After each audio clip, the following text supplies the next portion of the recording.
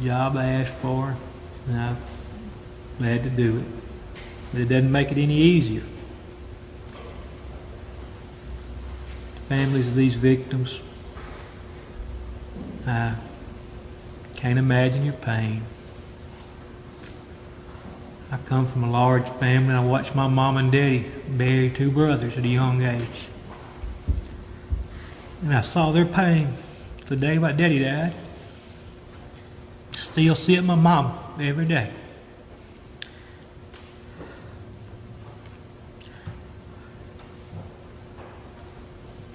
I never talked to her. She doesn't bring up something about my brothers. So I feel your pain. I've been part of the criminal justice system for over 25 years now. The last 20 plus in this district was covering 7 counties. 5 years before that in the district east of here. So basically the 14 counties in North Mississippi across the part of the state, I've been involved in the criminal justice system for 25 years. One thing I learned, there's no such thing as a standard case or a normal case.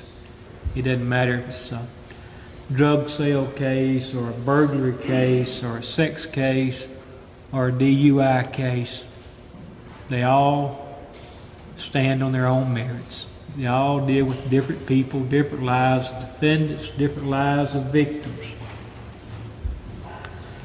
But even before I got involved in the criminal justice system, I've always been somebody that was interested in what's going on in the world. Even from the time I was a young kid, I was reading the paper, watching the news, and following cases. I've dealt with a lot of DUI death cases, a lot of DUI maiming cases in the course of that 25 years. Everything from a 18-year-old kid who was an A student in school, who got off with one of his buddies on Saturday night, had a wreck, and the best friends out riding and drinking together, being teenage boys. And the parents come to you and say, we don't want him prosecuted. My son would not want his friend to go to jail because what they were doing together. Just so happened that he was driving that night instead of the other one. I've had cases where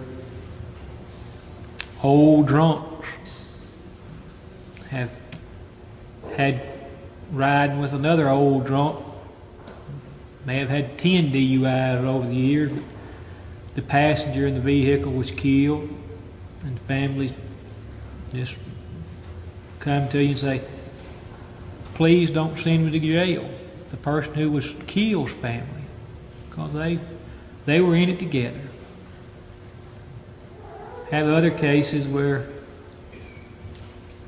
innocent people were killed by drunk drivers. Had cases where people had prior DUIs, but they've always worked out it's somebody that was with them. Co-conspirators almost were killed.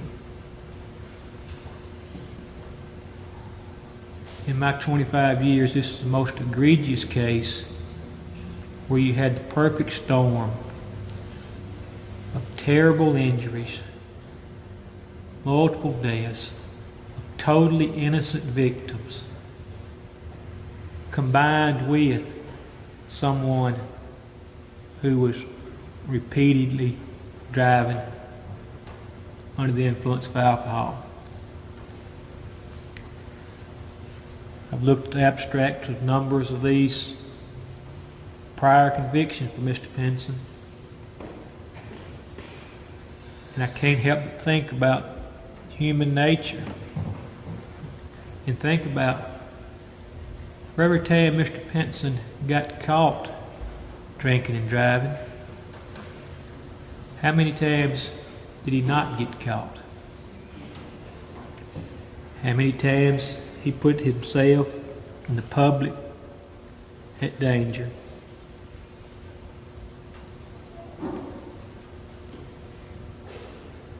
This is the worst case I've ever dealt with as far as a DUI death. Mr. Penson did come in and plead guilty. Save the family of these young people. The horrors of going through the trial and reliving it. I've been at this a long time. There's nothing easy about going through a trial. Wondering and waiting. Mr. Penson gets some credit for that.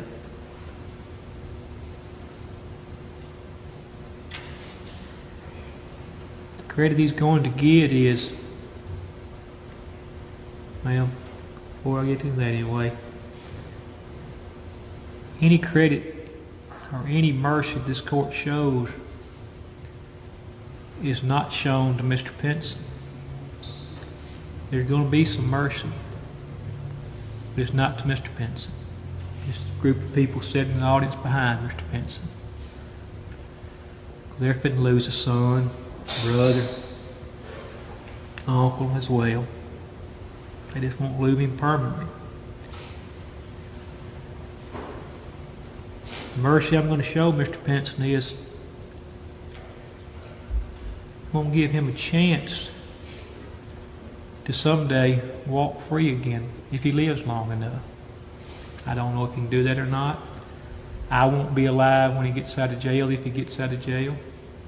But he might have that chance.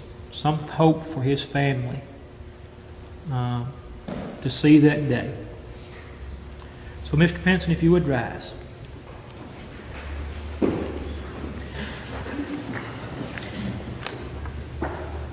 Melandus J. Penson in cause number CR 2016-075 will count one of the indictment on charge of DUI death for having caused the death of Rachel Lynch while operating a motor vehicle while intoxicated. The court does hereby sentence you to the maximum term of 25 years in custody of the Mississippi Department of Corrections. On count 2 of the indictment for operating a motor vehicle while under the influence of alcohol and causing the death of Maddie Kruse. The court does hereby sentence you to the maximum punishment of 25 years in custody of the Mississippi Department of Corrections. On count 3 of the indictment for operating a motor vehicle under the influence of alcohol and causing injury to Holden, hereby sentence you to 25 years in custody of the Mississippi Department of Corrections, and will suspend the imposition of 20 of those years, leaving you 5 years to serve on that sentence.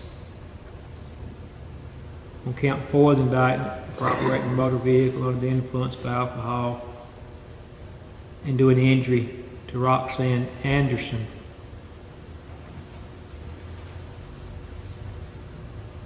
going to hereby sentence you to serve a term of 25 years in custody of the Mississippi Department of Corrections.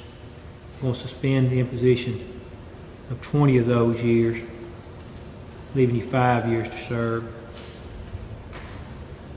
And on count 5 of the indictment, to having aggravatedly assaulted Sarah Carolyn Kamm by operating a motor vehicle in a manner manifesting extreme indifference to the value of human life. I'm going to sentence you to serve 20 years in custody of the Mississippi Department of Corrections. Means 20 years in custody of the Mississippi Department of Corrections. And I'm going to suspend the imposition of that sentence. I ask direct these 5 sentences run consecutive to each other, intending to mete out a total sentence of 120 years in custody of the Mississippi Department of Corrections. I'm going to with 60 of those years being suspended, leaving you 60 years to serve. Like I say, I'll be dead and gone. If you live long enough to be released from penitentiary, I'll be dead and gone. I'm going to place you on 5 years post-release supervision. Condition of that post-release supervision, during the period of this post-release supervision and the balance of that sentence, 60 suspended years, you will never operate a motor vehicle again. Going to pay restitution for these victims, for their families,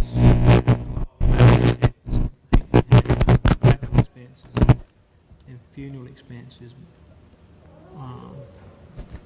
I know that that's required by law that we impose it, pay all court costs, but as a practical matter, if you're ever released from penitentiary, I don't expect that you'll be of working age, and I don't expect you to have any assets at this time. But whoever the judge is, after I'm dead and gone, if you're released from the penitentiary, they'll at that time set up how much money you're supposed to pay monthly on those issues.